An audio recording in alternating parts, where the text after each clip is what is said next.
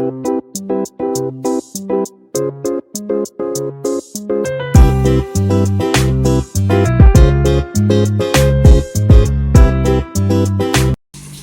Kitchen मध्ये नमस्ते। आजची recipe आहे मिरचीची।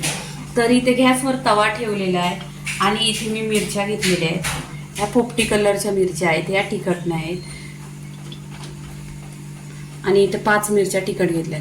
ही रेसिपी पहा, एक नंबर आहे आणि टेस्टी आहे। आणि ही टिकणार आहे बिना फ्रीजचे 8 दिवस टिकणार। आणि ही आहे ना एकदम टेस्टी आहे रेसिपी। इथे गॅसवर तवा ठेवलेला आहे, तवा छान असा गरम करून घ्यायचा। आणि इथे तेल नाही टाकलेलं आहे, पाणी पण नाही ना। तव्यात छान अशा भाजून घ्यायच्या मिरच्यांना डाग परेपर्यंत भाजायच्या। इथे मिरच्या पहा छान अशा भाजून घेतलेल्या आहेत, तव्यामध्ये डाग पडलेले आहेत पूर्णपणे। इथे काय करायचं, चवीनुसार मीठ टाकायचं। इथे मीठ टाकलेलं आहे। मीठ टाकल्यानंतर पण तव्यामध्ये भाजून घ्यायच्या। इथे छान अशा भाजलेल्या आहेत।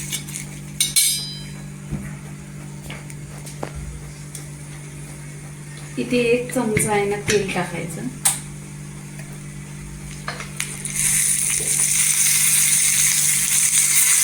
इथे तेलावर छान असं फ्राय करून घ्यायचं।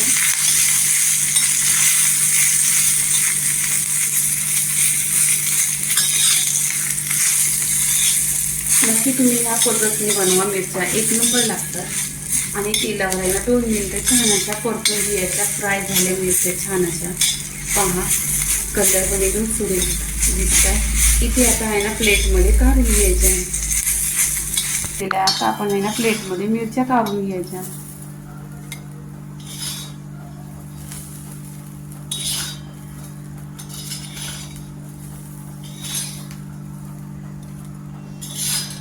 इथे प्लेटमध्ये मिरच्या काढून घेतलेल्या आहे। इथे आहे ना मी अर्धा लिंबू घेतलेला आहे।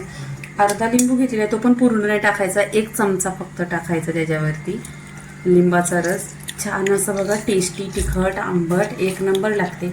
आणि ही तुम्ही भाताशी खा, भाकरीशी खा 1 नंबर। आणि काचेच्या बरणीमध्ये ठेवली ना तर 8 दिवस टिकणार मिरची।